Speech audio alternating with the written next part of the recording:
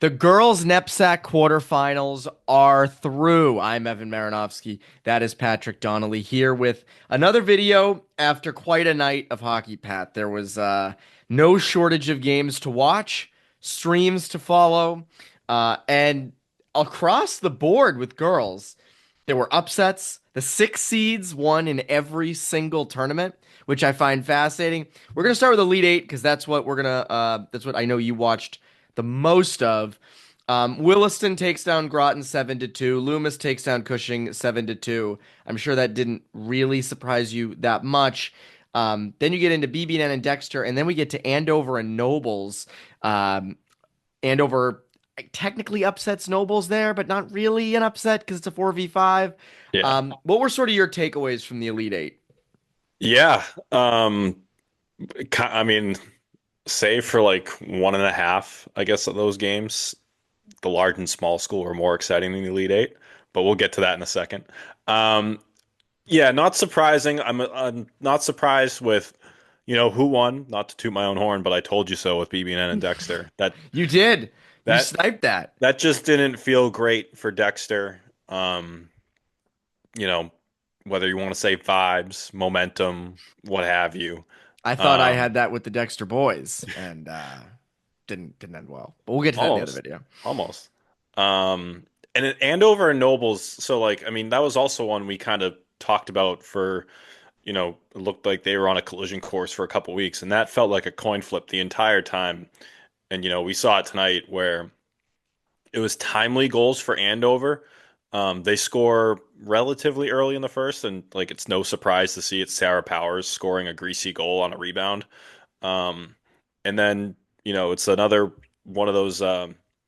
Nobles ties it late in the second, and then it's another timely goal early in the third for Andover with Emily Mara doing yeoman's work on a solo rush. Reinforcements come in, and I couldn't tell on the stream if it was Lily McInerney or Peyton Kennedy who scored.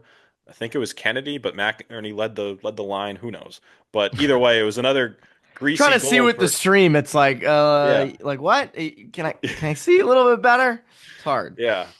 Um, So it's goals that, an Andover can play such a high-paced and skilled game where it's kind of goals that they need to be able to score to make a run like that. And getting those timely, greasy goals. And, from what I could see on the live stream, that was a little hit or miss. Nobles made some pushes here and there in the third. They had a 5-on-3 that they couldn't capitalize on. It was almost a full 2 minutes of 5-on-3, like separated by I think a couple seconds. Marie Lee, who's been hot in net, she stepped up with some big saves, big glove saves. One on the high slot on a Reese Engel and another one off a centering pass. So it was a good playoff style win for Andover in a game that felt like a coin flip. As far as BB&N and Dexter, it was Molly Halloran and Savannah Littlewood's big nights. They each had two goals. The biggest takeaway for me was that BB&N made Dexter pay for their mistakes. One goal came off of Kate Glantz twice had intercepts on stretch passes up the middle that weren't really going to anybody. And the second one led to, I believe, Littlewood's first goal, or I think Halloran's second goal, I think. And then Littlewood's first goal came off Izzy King forcing a turnover at the half wall, driving into the corner, centering pass, and then rebound pops right to Littlewood, easy goal. Um, so again, opportunistic and kind of BB&N doing what they do and wearing you down on the forecheck and making you make mistakes and making you pay for it. As far as the other two, Cushing got up early on Loomis, but Loomis, came I back, was just tied say it. didn't get up early for much longer. Yeah, tied it. Loomis tied it, and then took the lead before the end of the first, and they just never looked back. I was surprised it wasn't closer. We know how deep and strong Loomis is, but Cushing had the best offense in the league. So I was surprised that it Almost was said the that country, maybe the country. Who almost said knows? the country. I actually almost said the conference. Just Ooh, yeah, eh, it's a could work. conference, it's a league, like Could work. yeah. Um, but yeah, it was surprising to see that get away from them a little bit. And then, Williston and Groton, I didn't I think all of us really looked at Williston and thought they'd win. Groton, going into it in my predictions, I wrote that, you know, in all likelihood, they're like Williston could shut down Groton's top line. Scalise got on the board on a good 2-on-1, but Groton would have needed their secondary producers to step up in a big way, and they got that in the first period. But it just wasn't enough. Wilson's just so deep. Nora Curtis had a hat trick. Violet Carroll had 2 goals, 2 assists. Mia Daly had a goal and 2 assists. Yeah, I just mean, everybody. yeah, it was. Yeah, everybody got theirs, and they were just beating you off the rush on the power play, even strength. Curtis did a lot of damage in middle ice, and that's just what they do. The one thing that did catch my eye with the Wilson game was Katie Putt playing forward on the third line with Riley Stalker and Kirsten Camiolo. Putt's a defender committed to UNH for defense. But I couldn't tell who was out of the lineup on the stream. It was a little tough to tell if anybody was out of the lineup. But she did well there. She looked the part. She scored the first goal of the game. Almost had a similar chance at a second goal later in the game. So something to watch. Absolutely. And before we get to the large and small school, because those were a little bit better, a little, A at little least bit. I didn't watch those games, but just judging from the scoreboard, some really good uh, semifinal matchups for the Elite Eight. You got Williston and Andover, and then you have Loomis and BB&N. So, what are your things you're focusing on with those two matchups? So Williston and Andover, not only is it a rematch of last year's semifinals, it's a That's rematch of the championship 2 years ago. That's what I was thinking. I forgot that I almost said last year's final, and then I was like, no, Nobles was in it. But you're right, it was 2 years ago. And lest we forget, those two teams played a hell of a game just like 2 or 3 weeks ago. 1-0 overtime for Wilson. I'm very excited for that game. I like these are two teams that can push the pace, can score any which way, and like both of them, I think, have two first lines. Wilson's probably a little deeper. They roll their third line a little more than Andover. Um, and when you're getting a key goal out of it tonight, why wouldn't you roll it? Um, and obviously, you know, Andover has the high end defenders. Willison has, that deep, strong core and 2 good goalies. So that's another one where, like, Willison's just been a buzzsaw all season, but Andover's one of those teams that kind of gave him a hell of a fight earlier this year. And I mean, I hate to keep calling Andover games a coin flip, but I mean, obviously Willison has the edge, but I wouldn't surprise me at all to see an Andover upset here. And then Loomis and BBN is really, really interesting. I think Loomis has the ability to, be a little more, high flying, maybe not running gun, but definitely like the ability to pop for 7 than I think BB&N would. But like we said, BB&N's a team that wears you down. They forecheck so hard. They force mistakes. They force the issue. And they both sides have hefty, sizable defense that can move the puck. All three of their big threes, whether it's Carly Dan, Katie Collins, and Megan Hosman for Loomis, or Lexi Mara, Emmy Biotti, and Brenna O'Reilly for BB&N. Three defense big threes that can match up, play shutdown defense, move the puck on their own, and provide offense. So very interesting. So that's the Elite Eight. Then you go into the large school. Number one Thayer takes care of St. Paul's 6-3. Then you have number seven Milton almost beating number two Deerfield. Deerfield wins in overtime 3-2. And then you have number six Kent beating number three Berkshire 2-1 in OT. And then you have Tabor beating Exeter as a 5 seed 2-1. Lots of 2-1, 3-2 overtimes. What did you take out of the large school?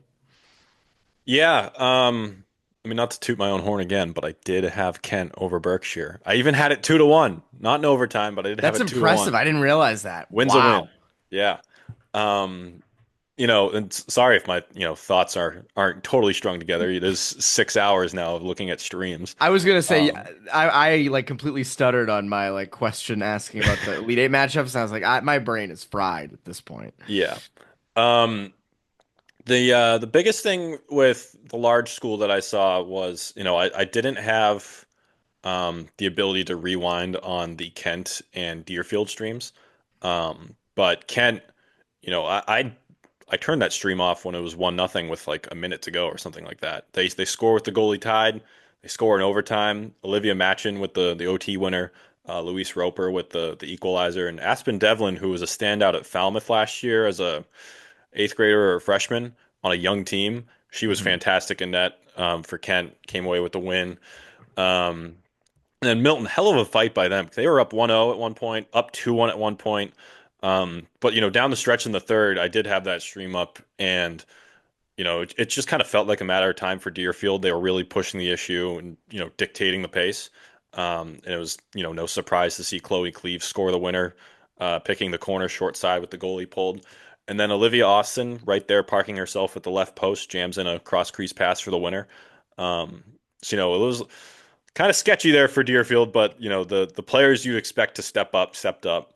And then Tabor was interesting. They kind of sucked Exeter into that I thought you were tight. gonna say they kind of sucked. No, no, no, no, Jesus. no, no, no, no, no. They pulled Exeter into that Yes. sort of tight, you know, low scoring game that Tabor seemed to play a lot of this year. Um, and it was again they're kind of two of their biggest players coming through when you needed it. Juliana Polcari and Lily Shaughnessy with two unanswered goals in the third for the win.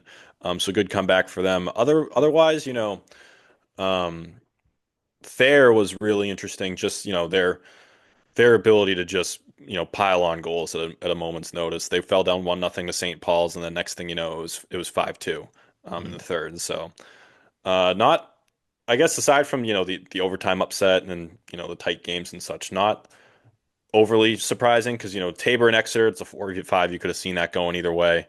But it was very surprising to see Milton take Deerfield like that.